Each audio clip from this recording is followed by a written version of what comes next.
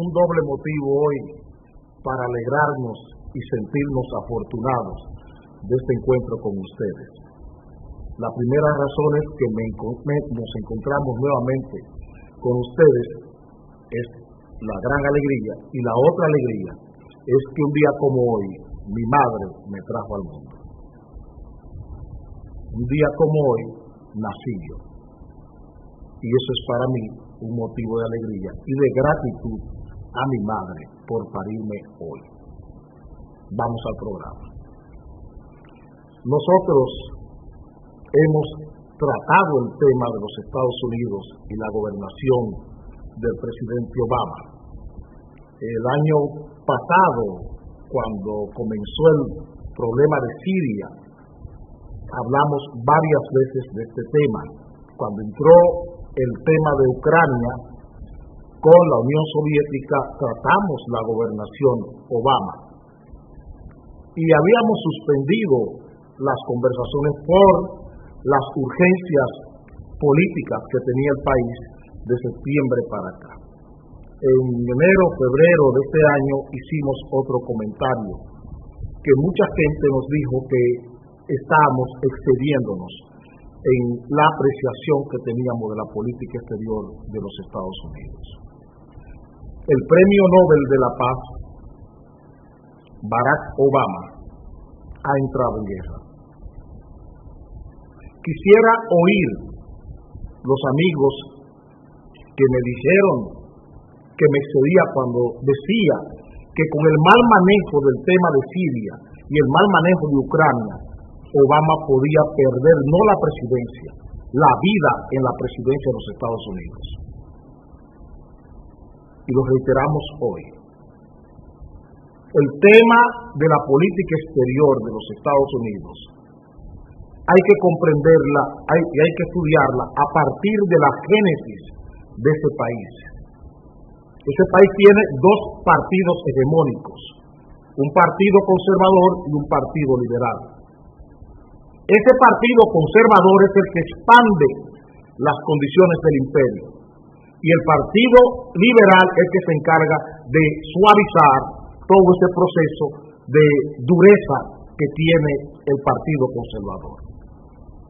Barack Obama se equivocó en Irak, se equivocó en Afganistán, se equivocó en Siria, se equivocó con Rusia en el tema de Ucrania, se equivocó con Israel y el tema de Palestina, se equivocó. Y se equivocó con Irak, porque hizo campaña política en base a la paz.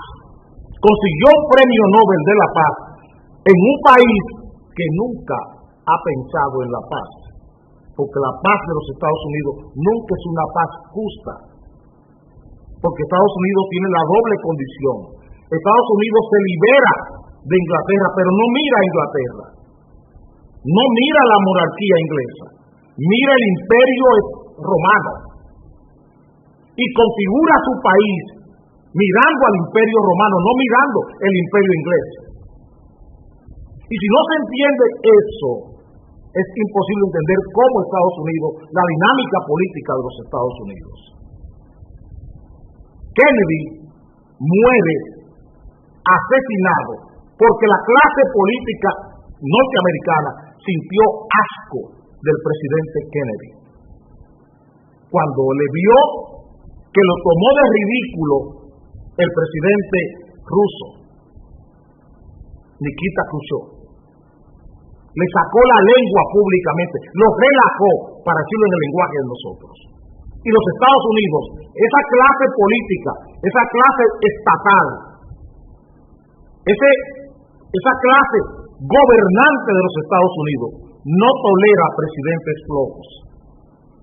El caso de Carter, un gran presidente después de ser un gran expresidente y un mal presidente para los Estados Unidos. Jimmy Carter. Los Estados Unidos no soportan presidentes flojos, presidentes donde el orgullo de su país esté en juego.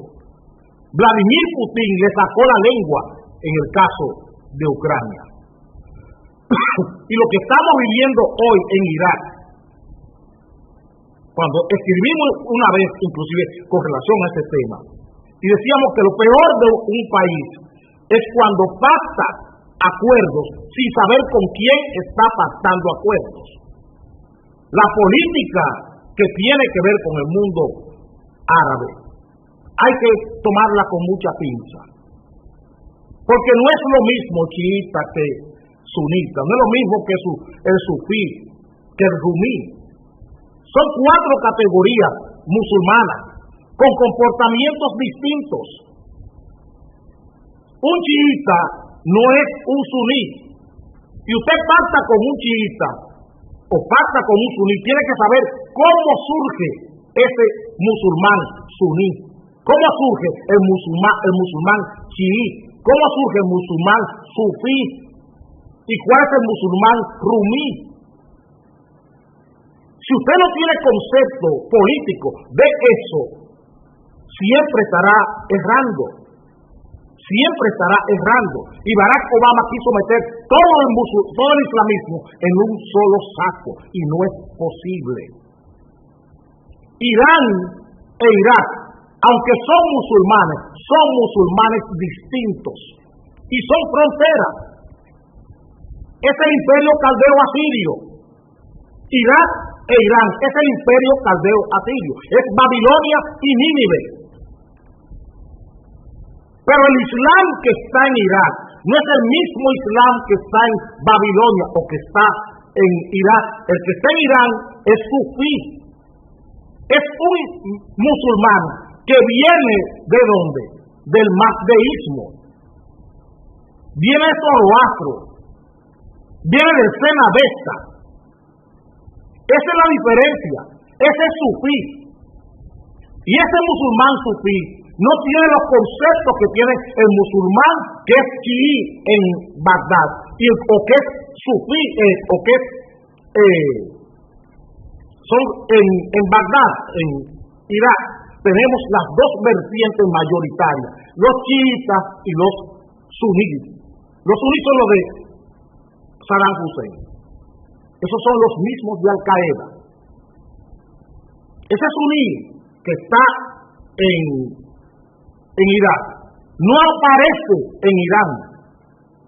No hay sunita ni chiita en Irán, sino sufí, porque esos sufí vienen de los persas.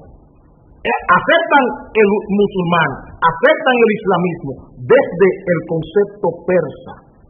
Su base es persa. Su base es el Cenabesta. Lo que tenemos en Irak, los suní, eso vienen con Abraham. Vienen con Abraham, del imperio caldeo. Ahí están esos. Ahí hay sunita y hay chiita. ¿Qué pasa con los chiitas? Los chiitas son los descendientes de la mujer de Mahoma. Y los sunitas son los descendientes directos de Mahoma. Los rumí son musulmanes, pero son musulmanes judíos y musulmanes cristianos. Y tienen un comportamiento distinto. Por eso ustedes tienen en Siria una conducta diferente en el Islam que ustedes encuentran en Siria. Entonces, si no se tiene eso claro, usted se pierde. Si no tiene eso claro, usted se pierde. Conocer la antropología religiosa de esa zona. La antropología religiosa de esa zona es importante para poder hacer juicios de lo que pasa allí, con quién usted está pactando. Ese gobierno chiita que impuso los Estados Unidos en Irak no tenía mayoría, porque la mayoría en Irak es suní. Son la gente que siguen ¿a quién? A Saddam Hussein. Esa es la mayoría. Y usted no puede desconocer la mayoría, importando una democracia como si usted estuviera en Estados Unidos. A un país que no entiende de eso, a un país que es vertical, con una cultura vertical, con una cultura religiosa acendrada, como son esos países. Y lo mismo pasa con lo que ha hecho con Fatah y con Hamas en Palestina. Hay suníes ahí y hay chiitas.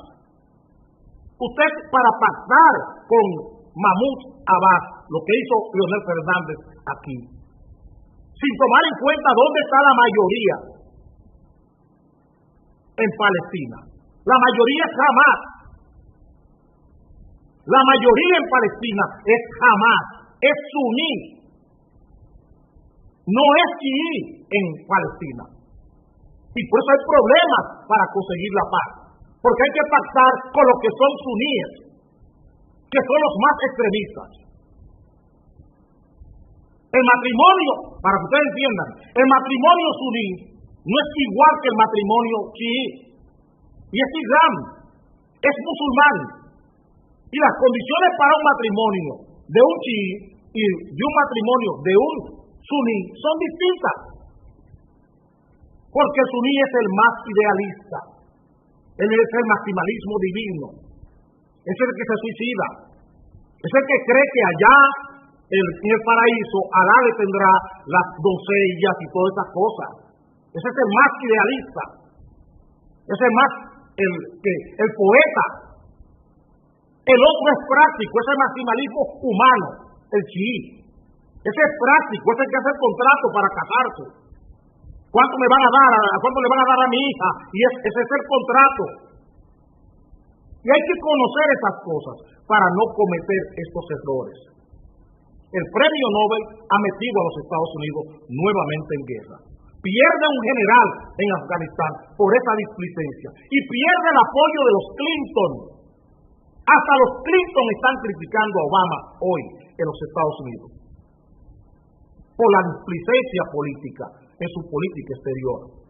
Y eso está arriesgando hoy a casi todo el mundo. No a una guerra, como se le está diciendo a ustedes, a otra guerra mundial.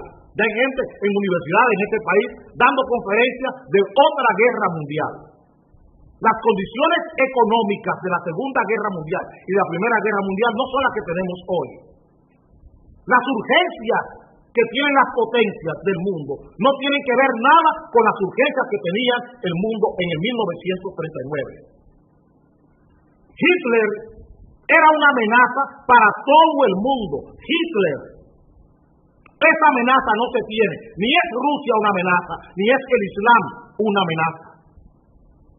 ¿Por qué? Porque los recursos económicos que pudieran provocar una guerra mundial no se tienen hoy. Había que frenar a Alemania en el año 39. ¿Por qué? Porque el mejor producto del mundo era de un país que tenía en el 1923 destruido. Ya en el 39 ese país era el líder en tecnología, el líder en productos. Eso era Alemania, y había que frenar a Alemania. Era una amenaza para todo el comercio mundial, Alemania, y una amenaza política al mismo tiempo. Ese país no existe. Esa amenaza política, ni esa amenaza económica existe hoy. ¿Qué hay? Petróleo. ¿Cuál es la lucha? Petróleo. ¿Quién es el país que más petróleo tiene del mundo hoy? Que más recursos en hidrocarburos y en gas natural tiene en el mundo hoy. Los Estados Unidos.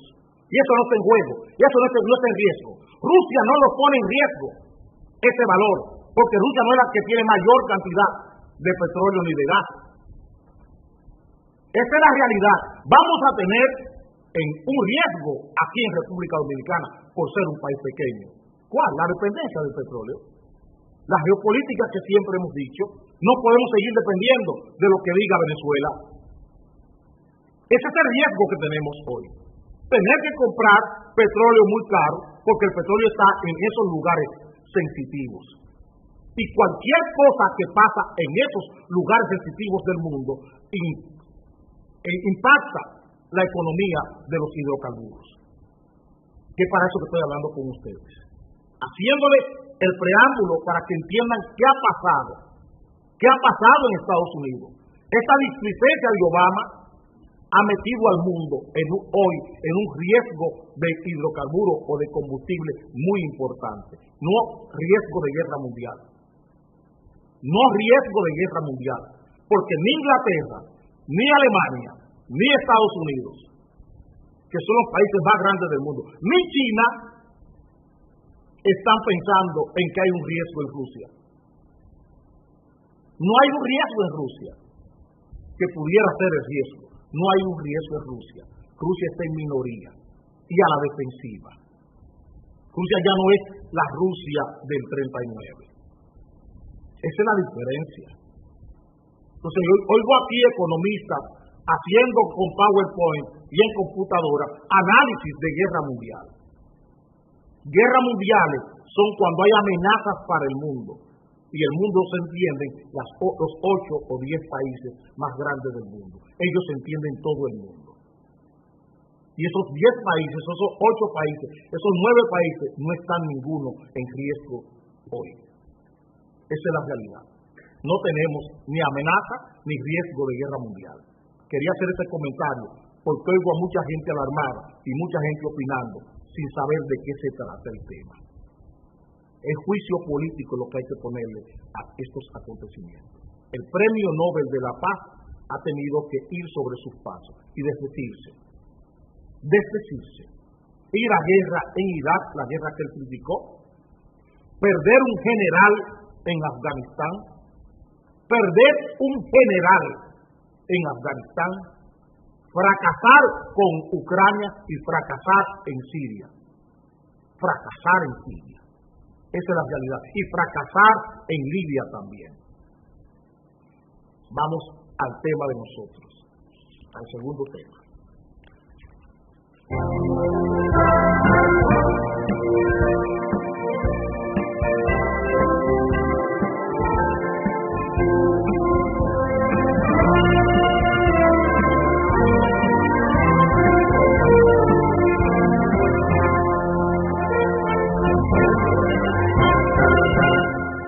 Vemos en el periódico El Nacional, nos encanta el periódico El Nacional. Es un encanto ver los titulares del periódico nacional, cómo complacen a su amo. Plan regularización camino al fracaso. Así titula el periódico El Nacional. Plan regularización camino al fracaso.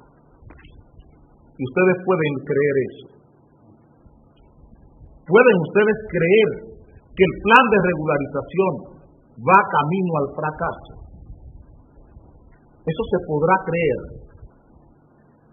Eso solo está en la mente del fracaso, la palabra fracaso del plan de regularización. Eso es con relación al tema de la migración.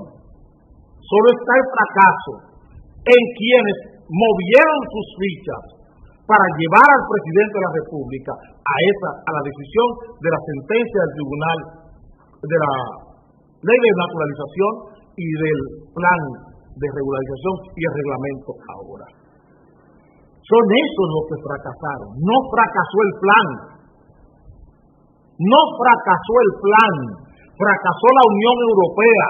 Fracasó la ONU. Fracasó la OEA.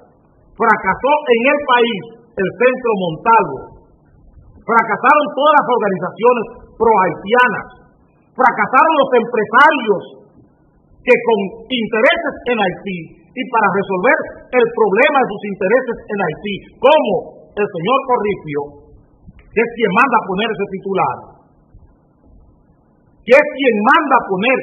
titular, que le acabo de leer. Los planes de ellos con Haití son los que fracasaron. El plan no ha fracasado.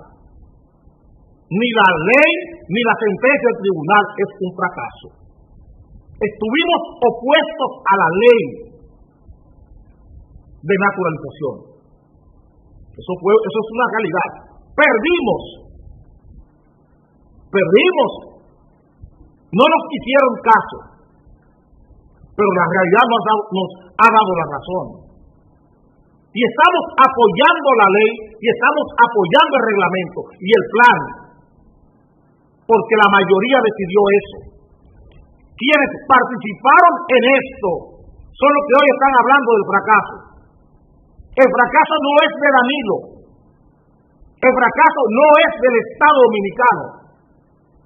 El fracaso es de las huestes, de las fuerzas políticas que obligaron a Danilo a tomar esta decisión y quienes acompañaron a Danilo sin sentido en esto. ¿Dónde está el Centro Juan Montalvo? ¿Dónde está el servicio jesuita para los refugiados? ¿Dónde está la hacienda de esa gente? ¿Dónde están los Ranieri, los Vicini? ¿Dónde están los Bonetti? ¿Dónde está la pandilla de Santiago que llevó a Danilo a esto? ¿Dónde está el pastor estrella del Servicio Social de Iglesia? La gente que convenció. ¿Dónde está Cristino Núñez Collado? La gente que dijo que esto era, que todo lo que se hizo en el Congreso era un asunto trinitario. El señor Ramón Rogelio Henao.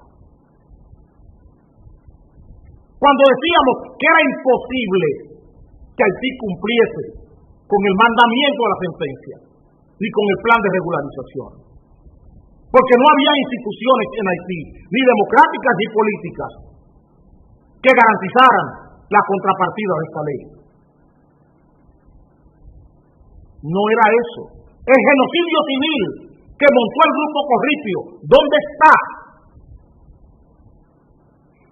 ¿Dónde están los documentos? Lo que ha fracasado es el plan de ustedes. Cuando decíamos que Haití no tenía documentos, más de 3 millones de haitianos, 3.200.000 haitianos, no tienen acta de nacimiento en Haití.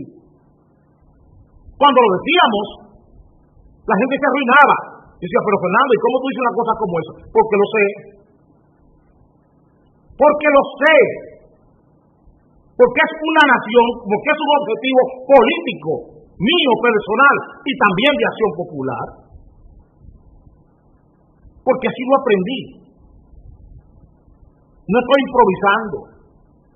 Sé lo que debo tocar. Cuando Leonel Fernández le dijo a este país que haría una universidad en Haití, busquen el periódico El Nacional del 19 de marzo, 2 días después, lo dijo 17.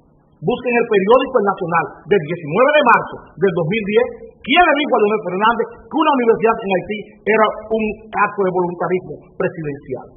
Porque en Haití las 6 universidades que tenía Haití funcionando antes del terremoto no tenían 2.500 estudiantes. ¿Que de dónde diablo iban a encontrar 10.000 estudiantes para una universidad en Cabo Haitiano? No en Cabo Haitiano, en Limonal. ¿Dónde lo iba a conseguir?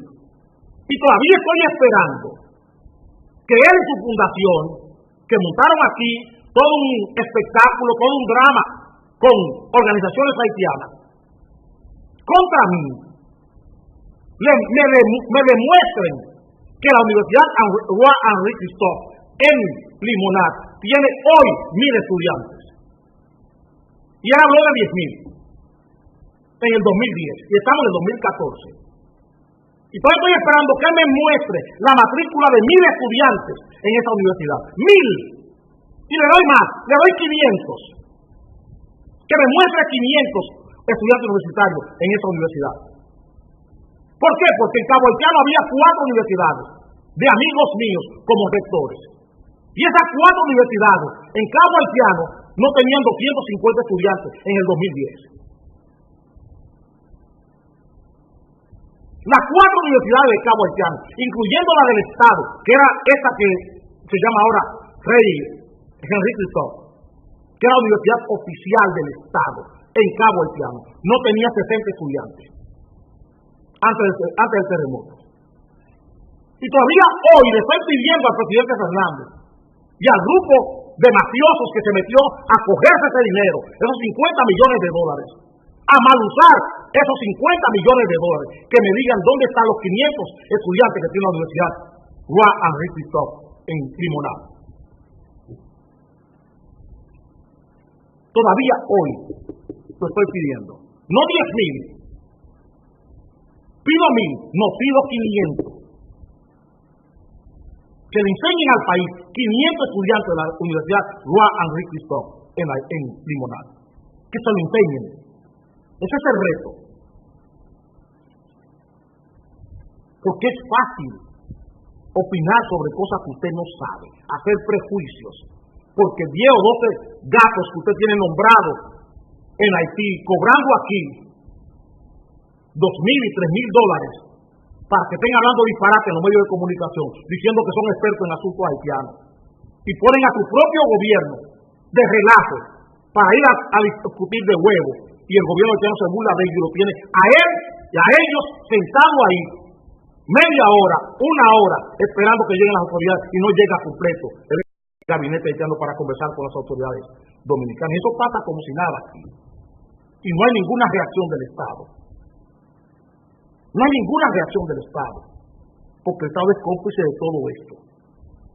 Nosotros hemos jugado aquí todos los días estas posiciones y las mantenemos. Aquí no fracasó el Estado. No fracasó el plan, fracasó Haití y todos sus socios. Esos son los que han fracasado, que no han podido dotar de documentos a su población. Aquí hubo un famoso diálogo, hará un mes y algo. Se comprometió el Estado haitiano a establecer unos módulos para documentar a sus ciudadanos. ¿Han visto alguno? ¿Han visto alguno? Todo lo que Haití ha hecho y todo lo que ese grupo empresarial ha hecho en este país es querer posicionar a Martelly electoralmente en Haití. Lo hemos dicho y lo seguiremos diciendo. Y lo sigo diciendo porque octubre está muy cerca. Octubre está muy cerca. Y en octubre se confirmará nuestra tesis y también nuestra hipótesis. Ese grupo empresarial que se ha metido en la aventura haitiana de invertir en Haití, lo que anda buscando es comprometer a Danilo Medina y comprometer al Estado Dominicano con sus inversiones en Haití. ¿Por qué? Porque tienen el riesgo de que Martelly no tenga Congreso, como no lo tiene ahora, y que tampoco pueda alcanzar la presidencia, el grupo de él, alcanzar la presidencia en Haití, que no la va a alcanzar, no tiene cómo. La mayoría en Haití no la tiene Martelly. No la tiene Martelly. La tienen, ¿quiénes? La gente de Lavalá y Preval, que está en minoría. La gente de Lavalá es Aristide. Es con Aristide que hay que enfrentarse. Y la gente de Duvalier, que está aliado con Milán Manigat.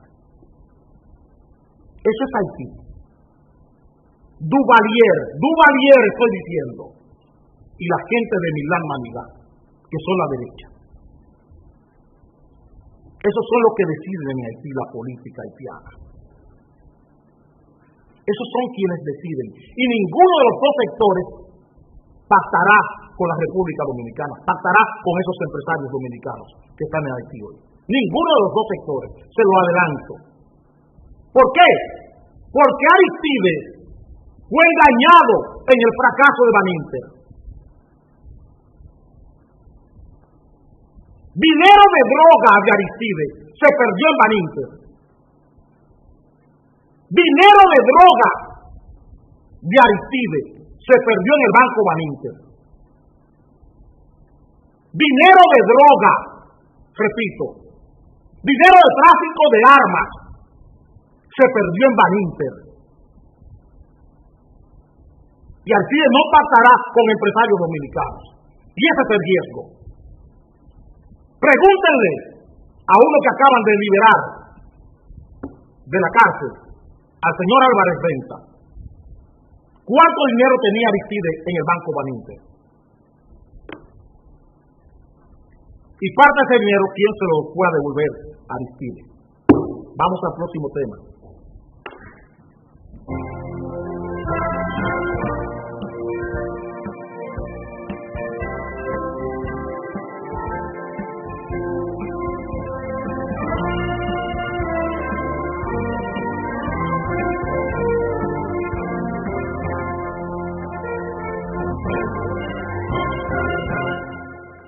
El jefe de la policía está pidiendo a la población que se integre al plan para prevenir el crimen. Jefe de la policía insta a la población a integrarse al plan para prevenir el crimen. Yo quisiera preguntarle al jefe de la policía que qué plan. ¿A qué plan él está pidiendo a la gente? Que si él conoce el plan, primeramente. Que si el plan del que él está hablando, que si a él se lo leyeron. Que si a él le leyeron el plan. Porque está hablando que quiere que la población se integre a un plan. Señor General Castro Castillo, ¿a usted le leyeron el plan del que usted habla? Queremos saber que si a usted se lo leyeron. Porque usted está hablando de un plan y usted le está diciendo al país que usted votó 3.000 agentes de la policía. ¿Cuántos de esos agentes usted llevó a la justicia? ¿Por qué usted votó 3.000 agentes de la policía? ¿Cuántos usted llevó a la justicia? Y si eso forma parte del plan. Porque se entiende que 3.000 agentes que usted vote de la policía es un fracaso suyo. Porque ¿cuánto cuesta en recursos humanos, en recursos económicos, formar un policía? Usted ha traído 3.000 policías más después que usted votó esos 3.000. En un año usted no lo puede hacer. Usted tiene un año en la policía y usted dice que ha votado 3.000. Usted ha ingresado 3.000 policías nuevos en sustitución de esos 3.000 que usted ha votado.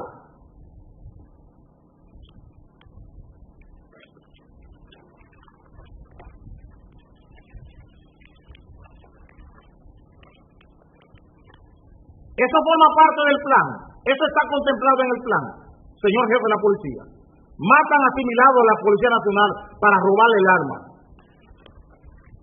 Usted quiere que la población se integre a un plan donde matan, en lo que va de año, han matado a más de 20 agentes policiales, en lo que va de año. Y la única agente policial que ha muerto, importante, fue la gente de AMED. Los otros son gente común y corriente. Se montó toda una pieza, todo un drama con la muerte de esta teniente que es lamentable, pero no es la única que han matado. Está en el plan todos esos agentes que han matado. Está en su plan. Está en el plan, señor jefe de la policía, que usted al pastor, al diácono católico que mataron en Boca Chica, mandara un expediente a la fiscalía, a los tribunales, con los supuestos o reales asesinos de ese señor, y que tenga el tribunal que devolverle el expediente, porque las pruebas son precarias. Devuelven expediente de supuestos asesinos de pastor, porque las pruebas son precarias. ¿De qué jodido plan usted está hablando? Cuando usted no puede ni instrumentar un expediente adecuadamente. ¿De qué plan se habla? Una sociedad en pánico, horrorizada, día por día. Una sociedad que lo ha perdido todo, la tranquilidad, que lo ha perdido todo. Esta sociedad dominicana. Y usted no tiene respuesta para ello. Eso es lo triste. Que usted tampoco tiene respuesta para esa sociedad. Y lo que viene a llamarle al país es que se integre la gente como si fuéramos chivos, como si fuéramos ovejas, como si este país fuera un rebaño, que usted puede decir lo que le venga en gana y hay que creérselo porque usted es jefe de la policía.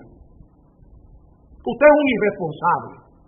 Eso es lo que es usted, un irresponsable, un político, un político de los más baratos que tenemos en el país, de los políticos más baratos que tenemos en el país. Y mire que tenemos hasta cosas como Antonio Marte. Tenemos cosas como Antonio Marte diciendo que primero la gente en su partido. Cosas como Antonio Marte la tenemos. Pero usted no es irresponsable, porque este país no se merece que un jefe de policía esté inventando con su seguridad cada día. Cada vez que le pasa un micrófono cerca de un periodista, sale con un invento nuevo. ¿Dónde está el plan de seguridad democrática orquestado por el Ministerio del Interior y Policía y el Ministerio de la Presidencia y la Procuraduría General de la República? ¿Dónde está ese plan? Háblele al país de eso. Dígale al país qué usted está haciendo con los cuadrantes que usted habló. ¿Para qué han servido los cuadrantes? ¿Por qué tantas cosas que usted ha dicho al mismo tiempo? Que parece vómito. Ha dicho tantas cosas que parece que usted vomita. Que usted no habla, que usted lo que hace es que vomita. Y un jefe de policía vomitando, eso es muy feo.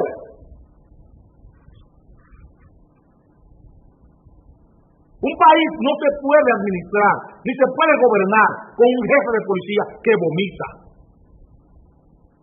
que no habla, que no declara, que no piensa. Es inteligencia lo que necesitamos, es talento, no declaraciones, es talento lo que se necesita este país en la policía, talento. Gente que está en capacidad de pensar en la realidad que tiene, en la gran demanda que tiene, no una gente que venga a mentir, que le mienta a un país y encuentre periodistas que le reproduzcan todas sus mentiras, que le reproduzcan ese río de vómito que echa cada día. Vamos a cambiar de tema.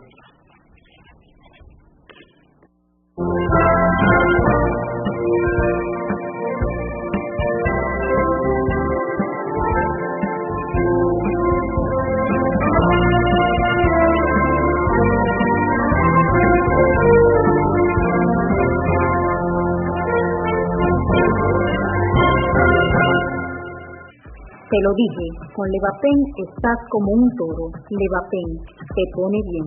Busca tu alegría en la farmacia. Levapen, siempre bien.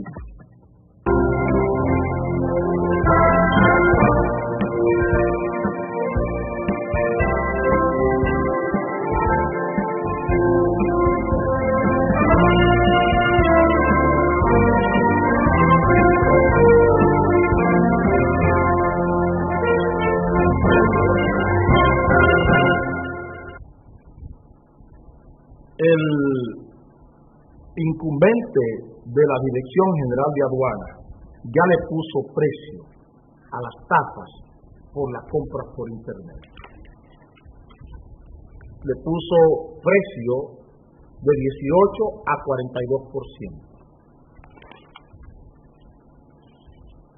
El director de aduanas tiene un socio nuevo. Tiene un socio nuevo, un socio muy coherente, que es Hipólito Mejía, que acaba de decir que él respalda el impuesto a las compras online.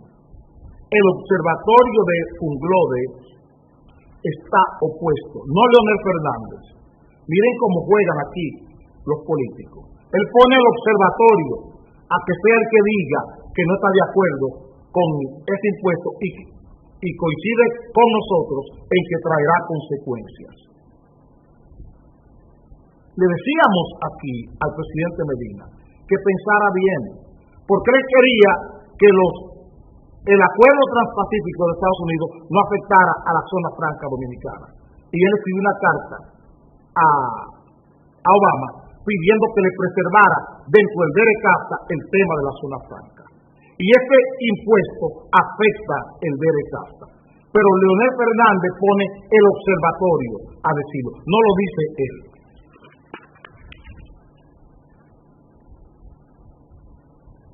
Abajo, ahí está. Observa, Funglode. Gravamen compra web traerían sanciones a República Dominicana. Eso es correcto. Eso lo está diciendo el Observatorio de la Fundación Global Democracia y Desarrollo. Es correcto esa apreciación. Pero Leonel Fernández no la calza. No quiere firmar. Él no da la cara por eso. Como siempre. Él es como la gatita de María Ramos, que pone a otro a atacar. Él no ataca a él, porque es cobarde. Porque es una gallina. Él no asume posiciones nunca.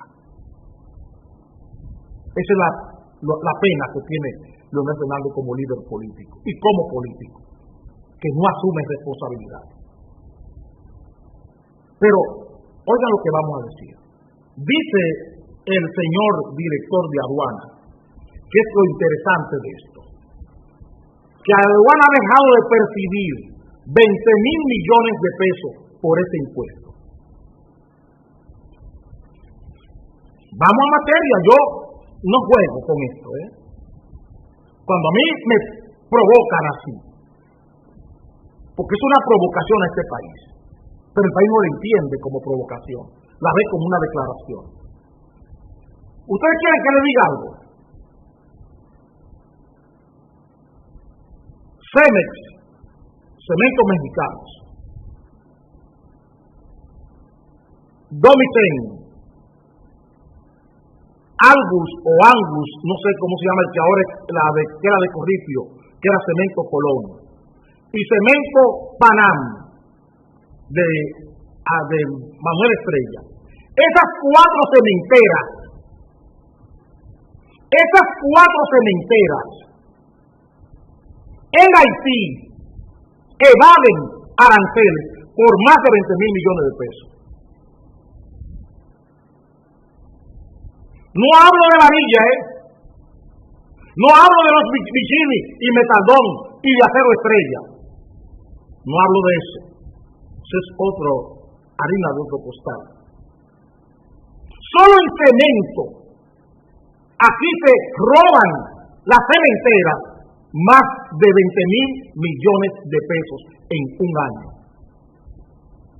Pregunten entre el año 2010, 2011 y 2012, ¿cuánto evadieron esas cuatro compañías en cemento en Haití?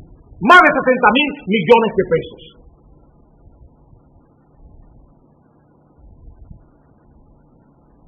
Pregúntenle al director de aduana que si es una penalidad reexportar lo que se importa a través del DERECAFTA. ¿Cuánto se exporta a Haití de lo que viene aquí libre de aranceles y se manda a Haití a vender? Que se compra por el DERECAFTA. Pregúntenle a los fonetis.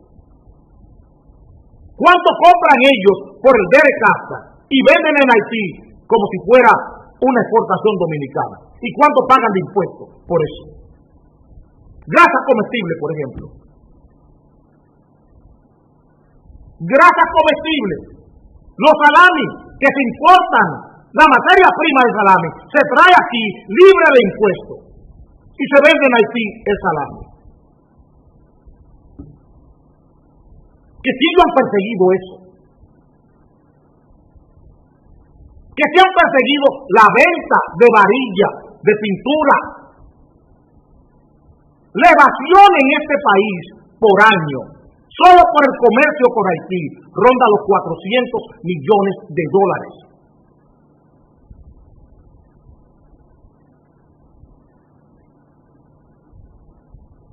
La evasión del ICEDI, no estoy hablando de Araceli, el ICEDI. Porque todo eso que se exporta se factura en la San Martín, se factura en la Benito González y se factura en la Duarte como venta local. Y se llevan con 50.000 pesos que se le dan a los guardias en la frontera. 50,000 dan cada patana a los guardias de Cefrón para pasar eso sin pagar aduana en Haití. Y son capaces de ponerle freno a esto. Hipólito es coherente. Hipólito Mejía es coherente. Coherente. Porque él impuso un impuesto, un recargo cambiario, como le dio la gana, igual que como lo está haciendo Aduana y Danilo Medina hoy. Por eso no puede ir en contra de eso. Es el mismo Hipólito, incapaz de sancionar a la gente de su avanzada, que disfrazaban aviones en el aeropuerto de Herrera para llevarlo cargado de droga a Miami. Es el mismo Hipólito. Es el mismo Hipólito el que arma fascinerosos haitianos aquí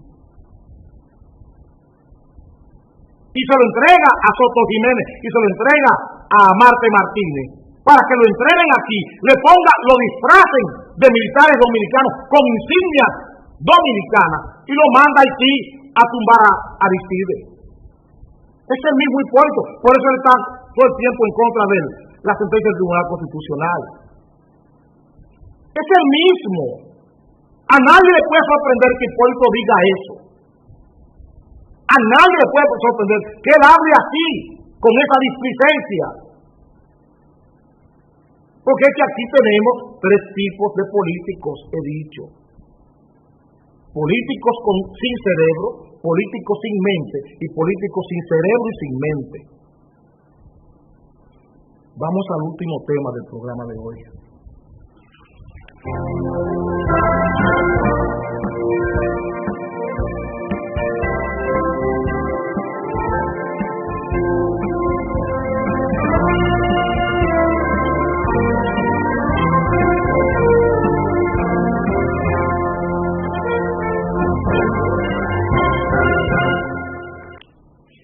Ahora la gente comenzó a quejar por los libros. La gente comenzó a quejarse por los libros. ¿Qué respuesta tiene el Ministerio de Educación por esto?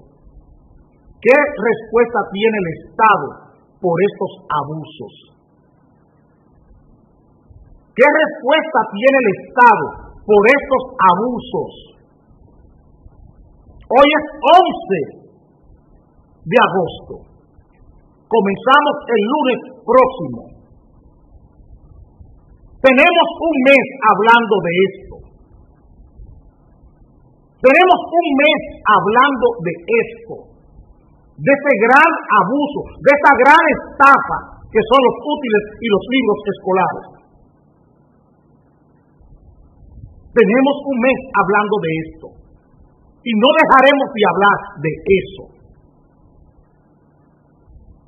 Un libro de matemáticas de cuarto curso de la primaria, 1,000 y tantos pesos dominicanos. 1,000 y pico de pesos dominicanos, $30. Hay que ver el libro que cuesta $30.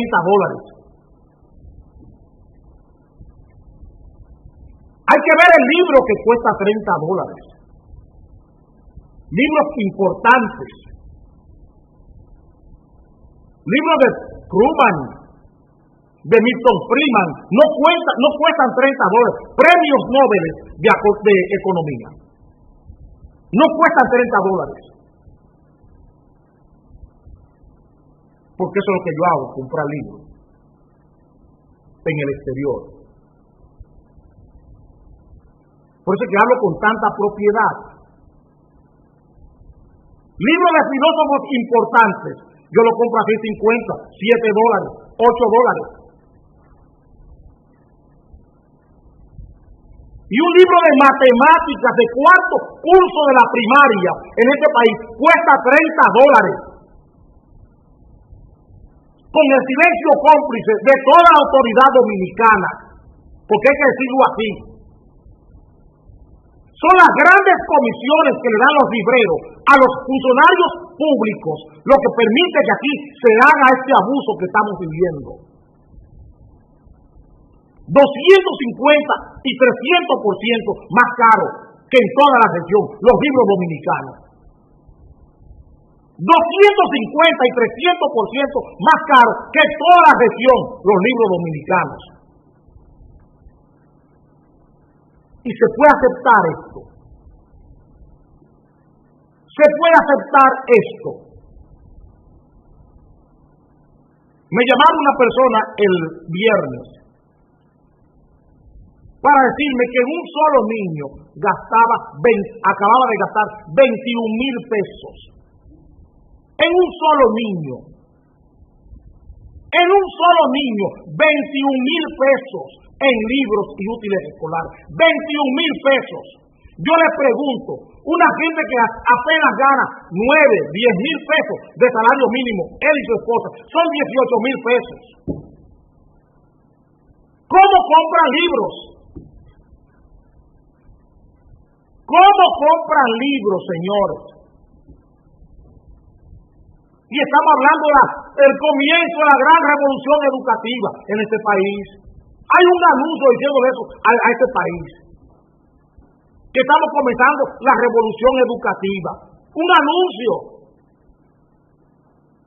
Y así se hace una revolución educativa, teniendo libros con precios prohibitivos, con libros que la clase media no puede comprar. No hablo de la gente pobre, la clase media, como es el caso de la persona que me llamó, porque es un funcionario, un empleado de un banco, que gana creo que son 60 o 70,000 pesos mensuales. Y su esposa está pensionada. Y en un solo niño, 21,000 pesos. En un solo niño, 21,000 pesos. 21,000 pesos. Y ahí no está matrícula, ahí no está nada. Ahí no está lonchera, ahí no está el lunch, la merienda. Ahí no están las meriendas, no está la matrícula, no está el transporte. En libros, 21,000 pesos para un solo niño de cuarto curso de la primaria. Cuarto curso de la primaria. 21,000 pesos en libros y útiles escolares. 21,000 pesos. ¿Qué pueden ustedes decirle? Yo no quiero decirle lo que iba a decir. ¿Qué pueden decirle autoridades a los padres dominicanos? ¿Qué le pueden decir? Si esto es una revolución educativa o una maldición educativa lo que estamos viviendo. Porque creo que más una maldición que una revolución. Es lo que hemos condenado a este país a nivel de escuela, a nivel de enseñanza, es al oscurantismo. Es a la ignorancia que estamos condenando a este país. Es a la ignorancia que lo estamos condenando. Necesitamos una sociedad de ignorantes para poder quedarse en el poder todo el tiempo que quieran, dándole a la gente solidaridad. Esa masa de dependientes que se ha creado aquí, esos 2 millones de dependientes que se han creado aquí en el país, para que voten. Esos 2 millones de dependientes es lo que estamos engrosando. De jóvenes dependientes, y de hombres y mujeres y familias dependientes de un bono gas, de un bono luz, de un comer primero, de una tarjeta de solidaridad. Porque así es que se quiere esta sociedad, una sociedad arrodillada, una sociedad sin dignidad es lo que estamos creando aquí. Una sociedad sin dignidad es lo que estamos creando. Una sociedad sin dignidad, donde el ciudadano sea un ciudadano apocado, reducido, rebajado, devaluado. Una ciudadanía devaluada es lo que aquí se está creando. con todo esto. Aquí nada es casual. Aquí hay una componenda del poder político, el sistema político y el sistema empresarial dominicano. Eso es lo que estamos viviendo. Una gran confabulación para perpetuarse ese poder, ese sistema político en el poder hasta que quiera, hasta que este país responda o reaccione. Eso es lo que estamos creando. Una sociedad con ciudadanos devaluados, apocados, desesperados. Nos veremos esta tarde.